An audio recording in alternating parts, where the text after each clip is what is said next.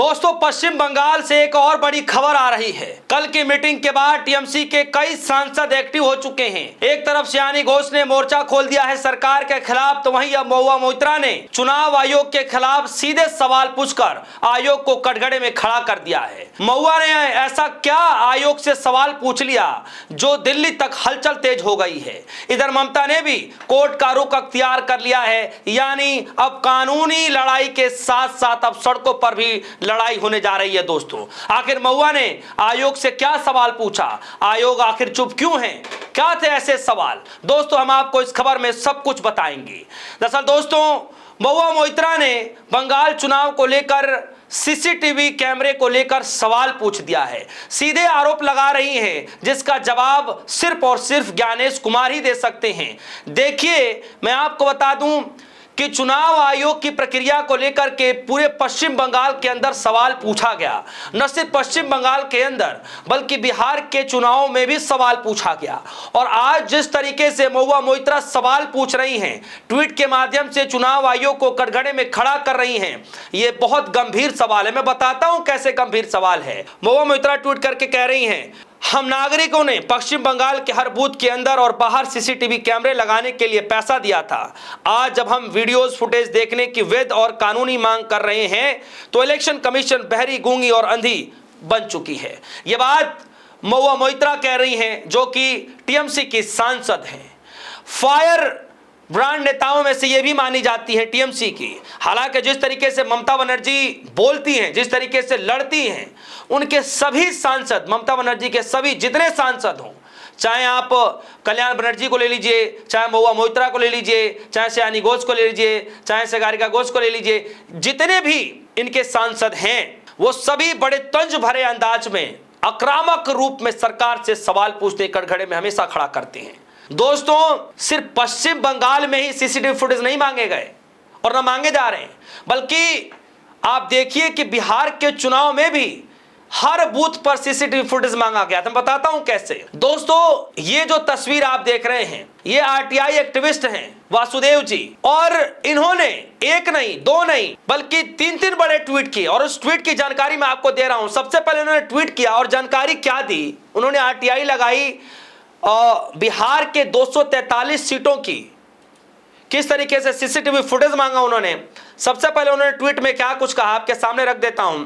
उन्होंने लिखा, I requested CCTV footage of all 243 assembly constituencies of Bihar election, but election commission transfer my RTI application to chief electoral officer Maharashtra. What has Maharashtra got to do with Bihar election? This clearly show they want 45 days to be lapsed.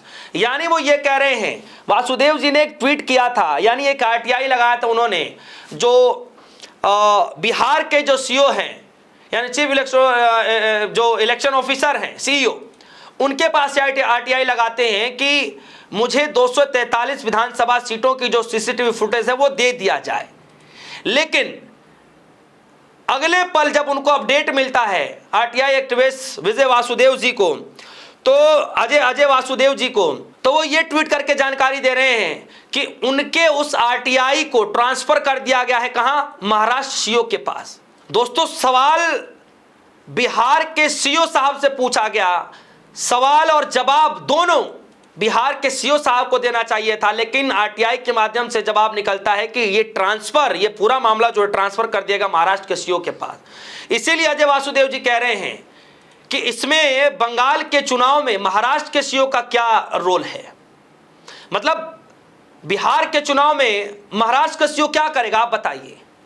और अगर कोई role नहीं है तो फिर बिहार के CCTV footage जो 243 सीटों का मांगा गया, वो क्या महाराष्ट्र के सीओ के पास मिलेगा? तो फिर ट्रांसफर क्यों किया गया? इसीलिए वासुदेव जी ने जब वो आरटीआई लगाई थी, तो जब वो आरटीआई ट्रांसफर कर दिया गया, तब वो कह रहे हैं कि मैंने रिक्वेस्ट किया था कि 243 विधानसभा जो सीट है उसके सीसीटीवी फुटेज उनको दिया जाए, लेकिन उनके आरटीआई को जो है चीफ इलेक्टोरल ऑफिसर महाराष्ट्र के पास भेज दिया गया और लिख रहे हैं कि this is clearly show they want 45 days to be left, यानी उनका कहने का मतलब यह है कि साफ तौर पर दर्शा रहा है कि जो चुनाव आयोग की गाइडलाइन है कि 45 दिनों के बाद हम सीसीटीवी फुटेज को खत्म कर देते हैं, रद्द कर देते हैं, हटा देते हैं, डिलीट कर देते हैं, किस तरीके से टाइम को फोड़ा जा रहा है। आप देखिए, वासुदेव जी कह रहे हैं कि मैंने मांगा बिहार के सीओ से, महाराष्ट्र भेज दिया गया, जबरदस्ती का टाइम फोड़ा जा रहा है। आगे जरा देखिए दूसरा ट्वीट में क्या कह रहे हैं। ये जो लेटर है, आप जरा लेटर देखिए, यही लेटर है जो महाराष्ट्र को ट्रांसफर कर दिया। और पहला वाला जो लेटर है जिसमें आरटीआई के माध्यम से बिहार के सीओ से पूछा जाता है, और दूसरा आरटीआई में जो पेपर देख रहे हैं आप जो कि महाराष्ट्र ट्रांसफर हो जाता है, वो ये लेटर है। लिख रहा है, first election commission transfer my RTI on Bihar election to Maharashtra, now CO Maharashtra transfer my RTI to CO Bihar. उसके बाद दूसरा ट्वीट जब आया तो उसमें यह कहा गया कि मैंने पहली बार आरटीआई में जवाब मांगा बिहार के सीओ से, बिहार के सीओ के पास न जाकर के सीधे चला जाता है, ट्रांसफर कर दिया जाता है महाराष्ट्र के सीओ के पास। फिर कुछ दिनों के बाद, 10 दिन के बाद जो है, फिर महाराष्ट्र के सीओ ट्रांसफर करते हैं बिहार के सीओ के पास। इसमें लिखा गया है, see how they are killing the time so that deadline of 45 days for providing CCTV footage of Bihar election is over।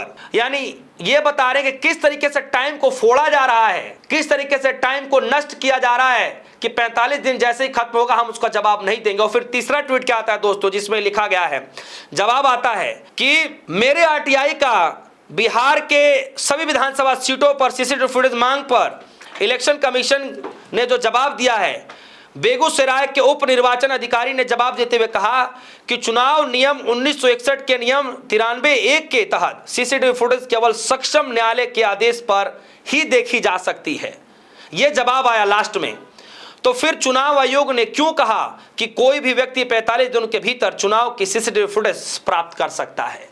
यह बात वासुदेव जी ने कहा, जो कि आरटीआई एक्टिविस्ट हैं, बड़े बड़े जो है आरटीआई के माध्यम से खुलासा करते हैं, सारी जानकारियां निकाल करके जनता के सामने रखते हैं, वो ये सब बातें कह रहे हैं और एक के बाद एक लगातार 3 ट्वीट करते हैं दोस्तों, और उसके बावजूद भी उनको सीसीटीवी फुटेज नहीं मिलता है। दोस्तों, ये सवाल तो पूछना वाजिब है। आपको क्या लगता है कि क्या ज्ञानेश कुमार जी इसका जवाब दे पाएंगे? और जाहिर तौर पर इसका जवाब सिर्फ और सिर्फ एक ही व्यक्ति दे सकते हैं, और वो है ज्ञानेश कुमार जी। तो क्या ज्ञानेश कुमार जी महुआ मोइत्रा के सवालों के जवाब देंगे क्या? और जो आरटीआई एक्टिविस्ट वासुदेव जी ने जो लगाया, अजय वासुदेव जी, उन्होंने जो जवाब मांगा और उसका जो जवाब दिया गया, और आप जो कहते हैं कि हम 45 दिनों के भीतर कोई भी मांग सकता है, तो किस तरीके से आप जवाब देंगे पश्चिम बंगाल के वो नतीजों को लेकर के? किस तरीके से आप जवाब देंगे जब सीसीटीवी फुटेज मांगा जा रहा है? इसका जवाब दिया भी जाएगा या नहीं दिया जाएगा? आपको क्या लगता है? वीडियो कमेंट सेक्शन में जाएगा, अपनी राय रखिएगा। फिलहाल के लिए दीजिए इजाजत, देखते रहिए DS4 न्यूज़। धन्यवाद।